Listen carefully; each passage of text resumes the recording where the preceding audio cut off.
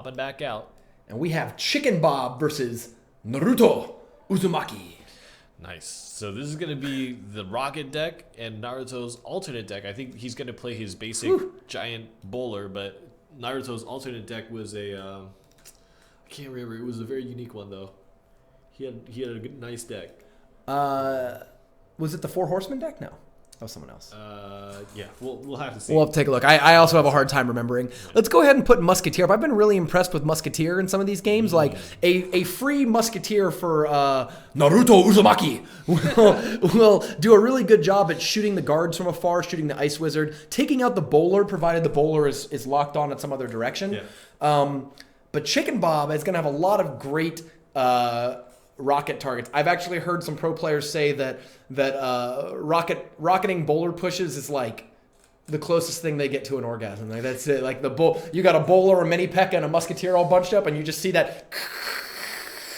Yeah. Yes. Just as it's happening, you're just.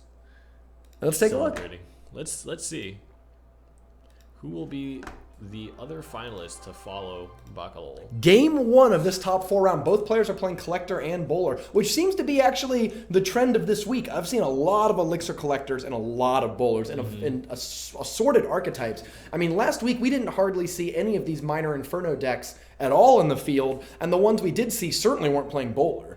But now it seems to be a pretty common archetype, which tells me that maybe in Toronto today, we're going to see some Bowler minor Inferno decks take it home. Yeah, what are we going to see? Ooh, nice. Option. ChickenBob didn't rocket it, which is kind of weird. Maybe he didn't have it right away and you have to wait like 10 seconds. Or maybe he doesn't want to reveal the rocket too early. Yeah, that's another thing. Okay, this is going to be a good defense. Oh, that Musketeer gets knocked back over and over again. It's going to be... Oh, never mind. The Bowler actually turns away, letting that Musketeer shoot. And this is what we were just talking about. If the Musketeer isn't dealt with, look at the damage it pulls up, and it can defend behind that Bowler. Ooh. Good positioning on the guards. Oh, is it going to finish it up? It does. Oh, it has to get zapped. But look at that. 3 Elixir advantage now for Naruto. Yeah. So Collector is down for Naruto, but ChickenBob took a little bit of damage. He goes up to 2 Collectors. Have we seen he's seen a minor already, so it's interesting he's not playing in the middle. I assume he's playing it on the left side to force ChickenBob to split up his poisons, but little does he know. Not the perfect rocket, though, because if you fire rocket in the first 10 seconds, you take all 7 pumps off before that first pump. If you noticed, there was 1 pump that came off that Collector, so that rocket was slightly less value than it could have been. ChickenBob was waiting towards 10, and I think that was a mistake. I think he should have fired it at 8 or 9 Elixir. Yeah, especially before Elixir generation is very quick. It's very difficult to punish 1 Elixir. Yeah, and he I had a pump of his own. I don't know. Yeah. Guards there help tie up the mini P.E.K.K.A for a little bit. Wow, that's really actually that aggro is very interesting and perfect for ChickenBob. The fact that the bowler is tagged onto the other bowler and the guards are far enough not to get splashed but pull the mini P.E.K.K.A away. Yeah. Great defense. Now let's see if Uzumaki plays this Collector in the middle. He should play in the middle. I don't think he's seen Rocket now, so he knows that he can't play it. It's actually safe to play it in the middle now because the rocket can't hit either side and the poison's out of his hand. Yeah. So if he wanted to, he could drop it in the middle, but it seems like he's going for the push instead. Ooh, interesting positioning for the bowler. Ooh, this is just this is a horrible matchup, right, for Uzumaki, and we're kind of seeing why. The Inferno Tower is so good against giant bowler pushes, and there's just not really anything in Naruto's deck to help push it. Maybe if he played the Musketeer at the river, like notice how close ChickenBob is playing those Inferno Towers. Oh, maybe this interesting. Ooh, that's a huge opening. Feels like it'll huge hurt. Opening. So he play the Musketeer at the river. The Musketeer could actually shoot that thing from the river, and instead he opts to play the mini P.E.K.K.A. But the mini P.E.K.K.A is not going to be super. Wow, actually the mini P.E.K.K.A avoids damage. But it goes back to the guards, and that is a really key difference there. I actually didn't. I think Uzumaki, when he goes and watches these replays, should really consider that Musketeer by the river against those forward Inferno Towers because it would have chopped it down very quick. Absolutely. So we'll see. We're in overtime, though, so Rocket is still a few cycles away, and if ChickenBob doesn't defend well, he could still end up dropping this match. Right. We'll see. 972 is not too insurmountable. Ooh, and getting caught up there with the Ice Wizard. Even if the Musketeer kills that Ice Wizard, that was a great defense. I mean, ChickenBob's just trying to survive at this point. Yeah.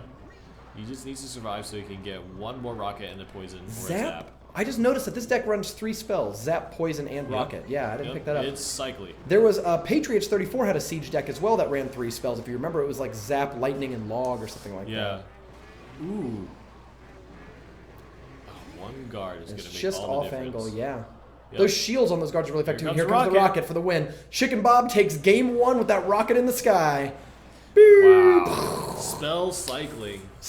Rocket Cycle. You know what's funny is we were warned about Turtwig Data's Rocket Cycle deck, and instead we're getting ChickenBob's Rocket Cycle deck. But remember, the double deck format, that deck's out for the round. So he has rocketed his way to 1 win, but now he must play with his alternate deck and try to win with that. Which is Giant Poison.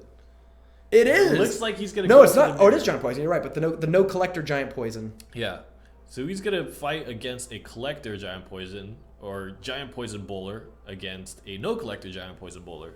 Nearly identical decks with a small handful of changes.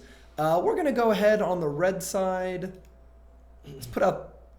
Well, let's just put Giant Bowler on each. This is a Giant Bowler mirror match. Let's make sure that we know what cards we are looking at. No Inferno Tower in either deck. Yeah, that's interesting, huh? So we're definitely going to be... You know, actually, I think this favors Uzumaki because, again, he has the Elixir Collector, so he can sit back and pump up and force ChickenBob into the attacks. And with his own Bowler, Musketeer, Poison, of course, he can really shut down those pushes. Yeah, a big interesting thing is that ChickenBob in his deck has skeletons. It's a good point, but what good would skeletons do in this? Yeah, and that's kind of the key difference here. Why? So the skeletons, I mean, in many ways, skeleton... And it's a very, very loose connection. Yeah. But it's kind of like a mirror, right? Because you cycle faster for very cheap, so you can get more of your important troops on the field. Yeah, it's definitely, I think, meant to help ChickenBob get back to his pushes when he wants to, right? You have those moments where you play a giant push and it fails because of an Inferno Tower, and you want to immediately follow up with another Inferno, with another giant push. Skeletons help that. He also has actually really both 1-cost cards. He's got both Skeletons and Ice Spirit. Yeah. The downside is with all the bowlers around, I'm not exactly sure how good Skeletons can be because they're just going to get rolled over like the Fire Spirits do. Yeah. So we'll see. I mean, if you try to imagine that same situation with Naruto, if he wants to actually get back to his cards that he really wants to aid in the push, he might have to play a 4 elixir thing. He might have to play a collector, right? A 5 elixir thing, and that is very, very different than spending 1 and then being able to play it. Absolutely. So we'll see. We'll see if that makes a difference. You know, hey, great shout out to really both players because we're seeing... Okay, the Super Magical Cup qualifiers have been called some of the hardest small tournaments you're ever going to play in. There's 200 people in them, 150 players, 150, 200 players. And it's just stacked, top to bottom with great players. And we're seeing the people who play in a lot of qualifiers, ChickenBob, Uzumaki, Shreddy Wop, like these people, Bakalo, who we see in all these qualifiers, just really start to dominate the actual invitational scene because they're getting so much good practice against other top players. And while early in the season, we saw guys like Trainer Chris, people who've really played in a lot of CMQ, people who've played in a lot of other big tournaments do well. Those qualifier grinders are really catching up. Yeah. They're getting a lot of experience, and they're talking about this stuff in the Discord. They're really discussing strategy, and they're really kind of sharing decks and giving thoughts. Yeah, so if you want to sign up for the qualifier, Season 2 still has quite a few events left. Make sure to sign up at supermagicalcup.com. There's scroll down, there's a big sign-up button. You're going to get it. You give us your email, and then each week we send an email out with all of the qualifier times, names, and passwords. You just look for them when the time comes, join them, go ahead and play. They fill up pretty slow because they fill up. They're not announced on a stream or anything. So you can get in. Top 20 players earn Super Magical Cup points to get you here. And oh my God, that mini packet swings once. Swings twice in the it hits a giant. The giant is a really good play there to help save that tower, but the swing has just changed a lot. ChickenBob, who was behind for most of this game, is suddenly now up by 1,000. If you look, that right side tower, that giant that was played is actually getting chopped up, and there's kind of a panic now on Uzumaki to defend that side. Yeah, the big thing was that ChickenBob opted to split push once he saw Giant Bowler coming down his left side. He said, you know what, I'm not going to try to squeeze things through that bridge when the bowler is just throwing boulders down it.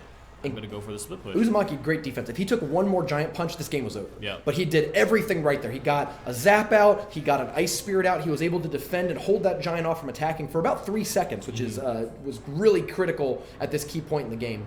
Yeah. Every single point of damage matters, and here comes another giant. Got to be chopped away, but the poison. It's not going to get even one swing, but I love knocking him back into the poison. How great is that? At this point, ChickenBob is looking for any excuse he can to play his spell. He just needs a... Oh, Zaps takes it. Yep. 67 damage. A Zap does 67 damage at tournament cap, so all he needs to do is get back to his Zap, and this game is over. Nice. And he chooses to poison instead instead of waiting. ChickenBob. ChickenBob 2-0. A really dominant performance because he's 2-0'd Zadian and now has 2-0'd Naruto Uzumaki to move into the finals. And the shoutouts to Naruto, like